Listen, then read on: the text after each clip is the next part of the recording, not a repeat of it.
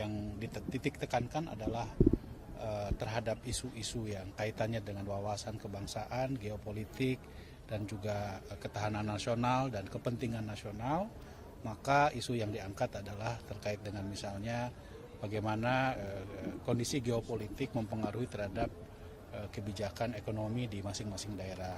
Apa langkah-langkah yang harus dilakukan oleh daerah atau pemerintah daerah untuk mengantisipasi dan memitigasi tekanan ekonomi global tersebut, dan bagaimana menjadikan itu sebagai sebuah peluang untuk meningkatkan misalnya bagaimana diversifikasi komoditas yang perlu didorong, termasuk juga mempermudah bagi proses investasi di masing-masing daerah tersebut. Tetapi tentu yang harus dikedepankan oleh para kepala daerah adalah soal kepentingan nasional. Karena bagaimanapun kita tahu bahwa Indonesia merupakan negara yang memiliki kekayaan alam yang pemerintah pusat sendiri kan sudah memiliki prioritas bagi program hilirisasi dan reindustrialisasi terhadap komoditas-komoditas tersebut.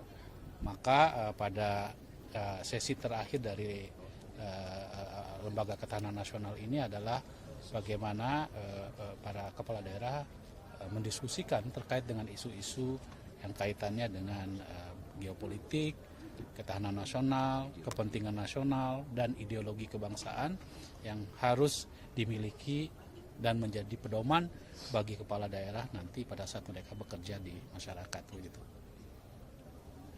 Kira-kira itu. Pak, izin terkait tadi kan diskusinya berjalan dengan panjang, mungkin ada atensi dari Lemhanas terkait masukan-masukan dari kepala daerah apa saja gitu? Ya,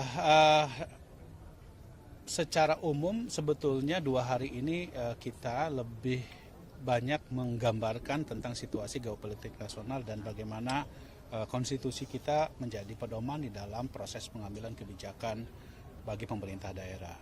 Nah, nanti tentu ini semua akan ditindaklanjuti dengan formulasi kebijakannya pada pemerintah pusat terkait dengan kementerian-kementerian terkait gitu, yang memang menjadi kewenangan dari pemerintah pusat dan disinkronisasikan dengan pemerintah daerah.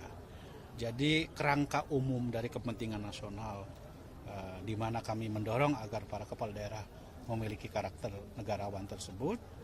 Kemudian nanti bagaimana pelaksanaan teknokratisnya itu nanti akan dibahas bersama dengan para menteri-menteri terkait ya, yang akan berlangsung selama 5 hari ke depan gitu kira-kira. Ya, jadi apabila ada kritik katanya retret itu satu arah, sentralisasi. Nah, ini teman-teman bisa lihat sendiri. Ini hampir seluruh ruang keras itu panas. Ini perspektif daerah tentang bagi hasil, otonomi dan lain-lain, mempertanyakan.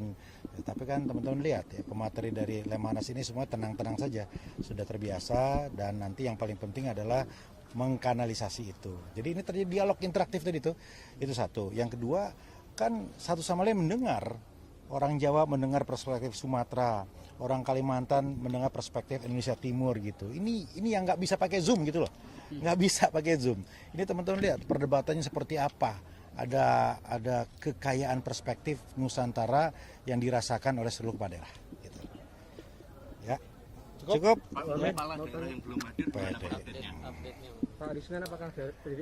Jadi ya kami merasakan antusiasme yang ada di sini juga dirasakan oleh teman-teman yang ada di luar.